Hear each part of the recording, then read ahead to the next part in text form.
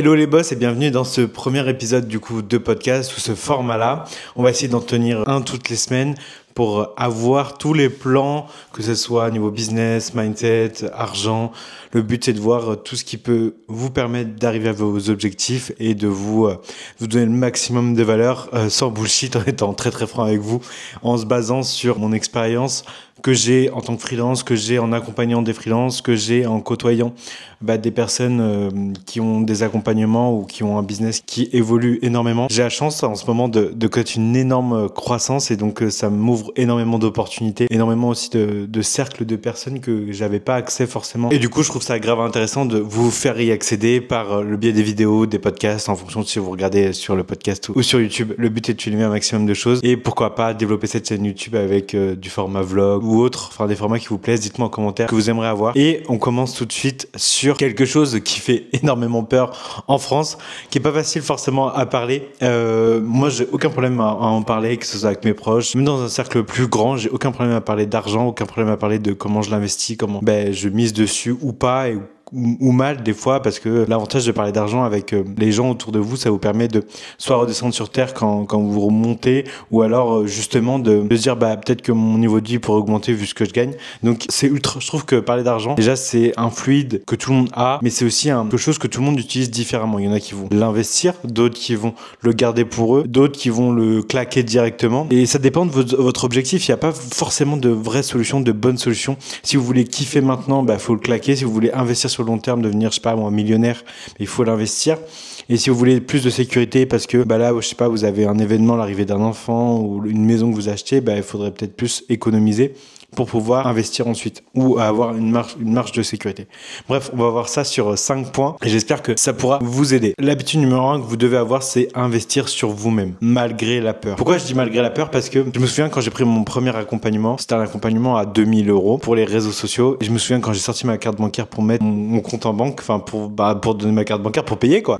Mais j'étais pas bien. Je me suis dit, mais qu'est-ce que je fais, mes Corentin? Alors que je suis quelqu'un qui a, pendant ses années d'études, a énormément épargné. C'est-à-dire que à 21, 22 ans, donc pendant mes études, j'avais déjà 10, 15 000 € sur mes comptes parce que j'avais été prof de maths à côté de mes études, parce que j'avais déjà monté un business à côté de mes études en tant que freelance, parce que à chaque fois qu'on me donnait de l'argent à Noël ou aux anniversaires, je l'économisais. Et je suis pas quelqu'un qui a un gros lifestyle, qui va dépenser énormément d'argent. Donc du coup, j'en avais pas besoin de cet argent, je le mettais de côté. Ces 2000 €, ça représente finalement pas énormément, ça représente quoi, 15% de mon épargne pour investir, pour gagner plus après. Et j'avais très très peur, mais parce qu'en France, plus qu'aux États-Unis d'ailleurs, on n'a pas l'habitude d'investir sur nous-mêmes, on a toujours peur de se faire avoir, de se faire arnaquer. Donc du coup, au moment de passer sur le compte en banque, je me suis dit mais qu'est-ce que je fais? Et j'avais énormément peur et finalement ça a été la meilleure décision de ma vie, c'est ce qui me permet d'être là, honnêtement, maintenant, ce qui me permet de générer des mois à 15, 20, là on est à plus de 20, on va aller chercher 50 000 par mois, mais parce que j'ai commencé en investissant sur moi et parce que du coup cet investissement me ramène de l'argent. En fait, maintenant je me rends compte, l'investissement, il faut voir ça comme si, ok, j'ai 15 000 sur mes comptes, je vais en sortir 5 000 pour payer l'accompagnement par exemple, et je sors 5 000 mais pour qu'il m'en rentre 10, 15, 20 000 en plus, donc ça me fait plus 15 000 sur mon compte, mais 35, 40 000 sur mon compte en banque. Il faut pas voir ça comme quand je le sors, il va plus jamais rentrer. C'est totalement faux. Le but d'un investissement, c'est de le faire sortir, mais qu'il en rentre 2 fois plus. Et pareil, si vous investissez dans, dans une montre, dans une voiture, dans une maison ou dans la bourse, c'est de l'argent où ok, 15 000, je vais investir, 5 000 en bourse. Attention, il n'y a aucun conseil financier. Je vais investir 5 000 en bourse. Ces 5 000 là, oui, ils sont plus sur mes comptes en banque, mais je les ai toujours, ils sont juste en bourse. Donc c'est juste que le format de ma liquidité, de mon argent a changé. Aux yeux de mon patrimoine, j'ai toujours 15 000 € sur mes comptes. C'est juste que c'est sous différentes formes. Faut vraiment voir la chose que l'argent peut prendre différentes formes et que s'il prend la forme d'un investissement, c'est pour qu'il en rentre beaucoup plus, même si c'est plus tard. Pourquoi investir sur soi? C'est la première habitude que je voulais vous donner. C'est parce que investir sur soi, c'est ce qui vous permet d'avoir le plus gros effet levier. C'est quoi un effet levier? Un effet levier, c'est quand j'appuie sur un bouton, ça m'en donne 5, 6, 7, 10 fois plus. Ok? Et plus l'effet levier est grand, plus je gagne d'argent. Investir en bourse, par exemple, va vous permettre de gagner, si vous investissez bien, 10%, vous permettre de gagner 10% d'argent. Donc, si vous investissez 1000 euros, vous allez gagner 100 euros à la fin de l'année. Ok? Donc ça, c'est l'effet levier de la... Maintenant, imaginons que vous investissez sur vous. Vous prenez un accompagnement qui vous permet de gagner, comme là, l'accompagnement que je fais pour les freelances, de gagner entre 4, il y a des freelances qui gagnent entre 4 et 8, 10 000 euros par mois. Ok? Donc vous avez investi sur vous. Souvent, les freelances, quand ils rentrent, ils sont entre 1500 et 2000 euros par mois. Donc vous investissez l'argent pour rejoindre l'accompagnement et vous ressortez avec, disons, 5 000 euros par mois. 5 000 euros par mois, j'ai fait le calcul sur mon ordi, ça fait 60 000 euros sur un an. Un accompagnement, c'est entre 2 000 et 10 000 euros. Donc on va dire, vous avez misé 5 000 euros, ok, pour rejoindre l'accompagnement et vous ressortez avec 60 000 euros. Ça veut dire que vous avez fait exploser votre effet levier. L'effet levier, il est énorme. Et investir sur soi, c'est l'effet levier le plus important parce que ça vous permet d'apprendre à faire cet argent-là. Si votre objectif, c'est de faire 5 000 euros par mois, mais que vous faites 1 000 euros par mois, ça veut dire que vous ne savez pas faire 5 000 euros par mois. Donc, apprendre à faire 5 000 euros par mois, ça vous fait gagner 60 000 euros sur l'année, mais sur aussi les autres années à venir. Donc, 600 000 euros sur 10 ans, par exemple. Ok? Et imaginons que vous repartez à zéro pour X ou Y raison, ou vous remontez un business à côté. C'est bon, vous savez les faire, ces 5 000 euros par mois. Donc, vous allez pouvoir les refaire dans cet autre business. C'est pour ça qu'investir sur soi, c'est le plus gros effet levier quand vous n'avez pas encore beaucoup d'argent. Investir en bourse, investir en immobilier, c'est pas forcément les meilleures solutions parce que vous allez avoir des petits effets leviers. Alors qu'investir sur soi, c'est un énorme effet levier qui va vous permettre ensuite d'avoir assez de capital pour investir en bourse, investir en immobilier et du coup avoir un effet levier qui soit plus sympa en fait. L'habitude numéro 2, et là je vais encore revenir sur ce que je vous ai dit à la base, l'argent est un fluide. Quand je dis l'argent est un fluide, c'est que avoir 7 000 ou 10 000 euros sur son compte, ça sert pas à grand chose. De toute façon, que tu aies 7 000 ou 10 000, ça va rien changer à ta vie. Ok? Par contre, avoir 5 000 investis dans un investissement et 5 000 de côté au cas où, parce qu'il faut de la liquidité si tu as la voiture qui crame ou si tu as un problème, quoi. Là, ça devient beaucoup plus intelligent parce que ces 5 000 va faire effet levier. Et je vous le redis, l'argent peut avoir différentes formes. Il peut être sous forme de bourse, sous forme d'immobilier, sous forme de compte en banque, sous forme de livret, sous forme de compte courant, mais aussi sous forme d'investissement. Il faut vraiment voir l'argent comme un fluide qui peut changer de forme. Et finalement, quand on a besoin d'argent, il faudrait mettre plus de fluide. C'est-à-dire qu'on a dit investir vous permet de gagner plus d'argent. Donc, imaginons qu'on est en manque d'argent, on veut plus d'argent pour accéder à telle ou telle opportunité ou pour avoir un niveau de vie qui est mieux. Qu'est-ce qu'il faudrait faire? Il faudrait dépenser plus d'argent, donc investir plus d'argent pour en gagner plus. Ok?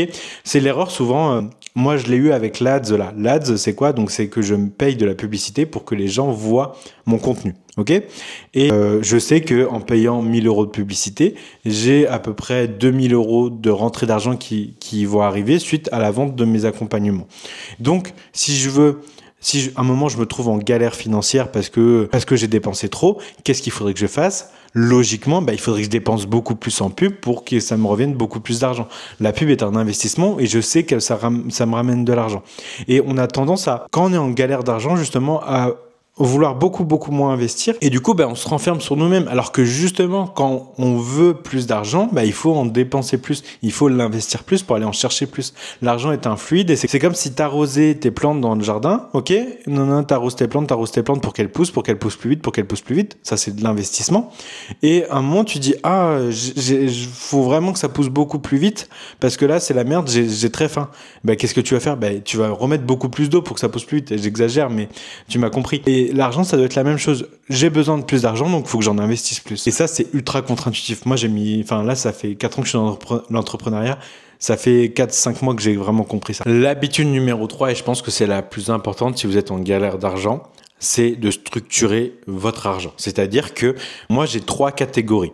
La catégorie numéro 1, c'est les dépenses, ok. La catégorie numéro 2, c'est les charges. Et la catégorie numéro 3, c'est les investissements. Du coup, j'ai simplifié ma gestion d'argent le plus possible. La meilleure façon d'utiliser votre argent, si vous avez envie d'avoir plus d'argent, c'est de le gérer comme une boîte, sans émotion. C'est-à-dire que vous savez combien vous payez de charges, vous savez combien vous devez économiser pour investir et vous savez combien vous mettez dans les loisirs. Vous devez calculer ça au centime près tous les mois pour savoir exactement là où vous en êtes et pour rectifier en fonction de vos dépenses.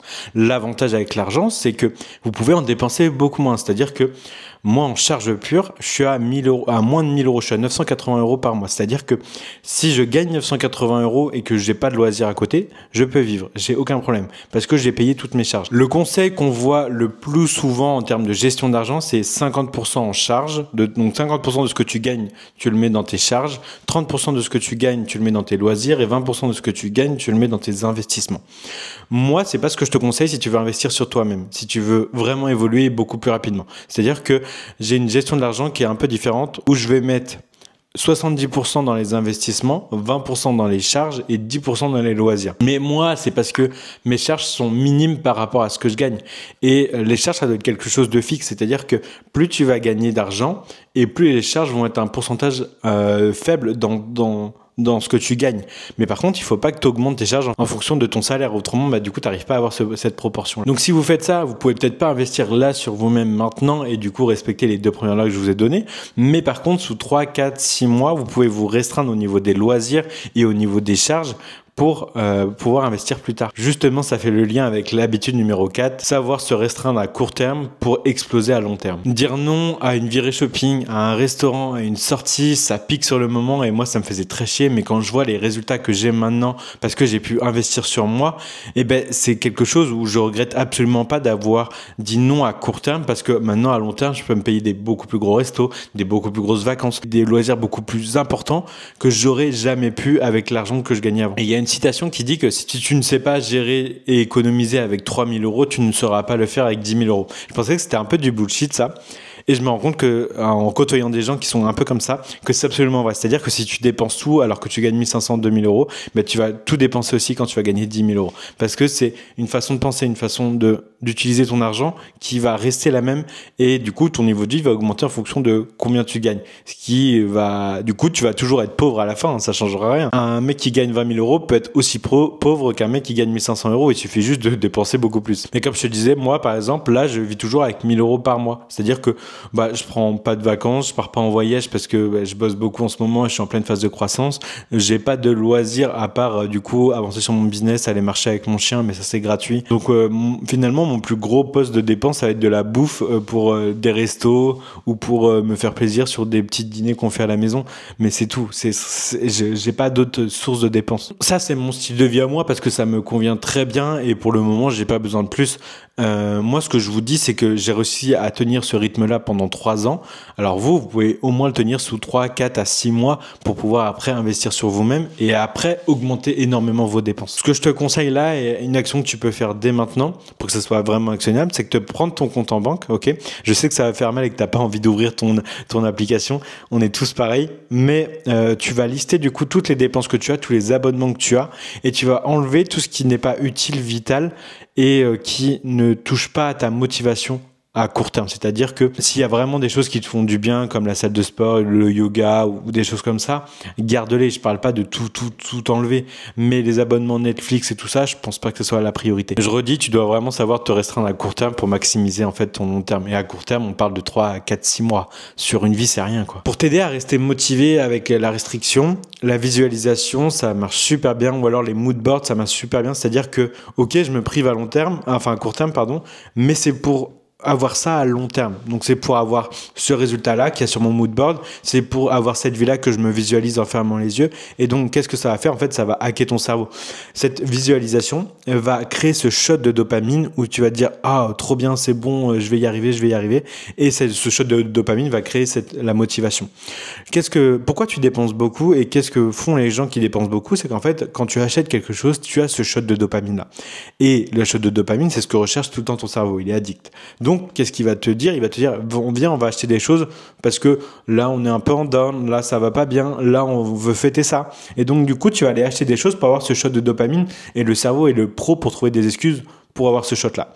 Qu'est-ce que tu vas faire? Tu vas biaiser ça en utilisant la visualisation ou le mood board pour avoir ce shot de dopamine quand même que ton cerveau demande, mais sans dépenser d'argent du coup. Attention avec le bullshit qu'on voit sur les réseaux, faites pas ça s'il vous plaît, mais tout ce qui est aller prendre un café dans un resto de luxe parce que ça te met dans l'environnement et tu te dis je veux en reprendre un et donc du coup pour en reprendre un il faut que tu gagnes plus d'argent. Enfin non, tu vas juste être beaucoup plus pauvre, c'est tout. Ça sert à rien de te prendre des suites d'hôtels à 1 500 € la nuit pour te dire j'ai pas les moyens mais plus tard je l'aurai, donc là ça me motive à y aller. Non, enfin genre tu vas juste être plus pauvre. Ce qu'il faut juste c'est investir sur toi. Ce qu'il faut juste, c'est monter ton business. Ce qu'il faut juste, c'est aller chercher de l'argent. C'est pas en dépenser, justement. L'habitude numéro 5, et celle-là, je l'ai trop sous-cotée et je l'utilise encore, même si je gagne bien ma vie, parce que je trouve que c'est un système de consommation qui est super intéressant.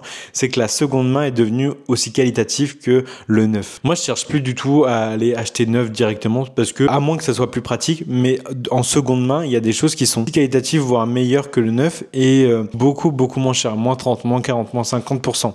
Et donc, si on reprend l'habitude numéro 4, tu peux te restreindre et avoir beaucoup moins de charges tout en ayant le même style de vie juste parce que tu prends de la seconde main.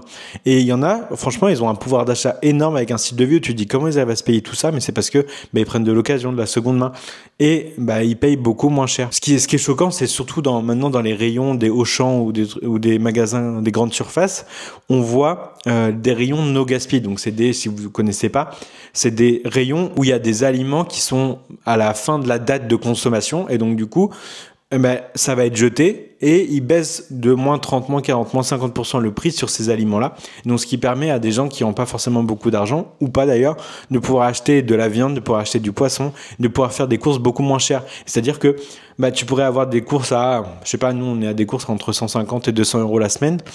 Ça peut permettre de faire des courses à moins de 100 € la semaine parce que tout est en réduction. Alors oui, tu as beaucoup moins de choix et encore les rayons de no gaspille, vers chez moi ils sont énormes. Et tu peux limite faire autant tes courses dans le rayon no gaspille que dans les rayons normaux. Alors en plus, c'est quand même pas mal pour la planète, c'est quand même pas mal pour la société de consommation qui est abusive en ce moment.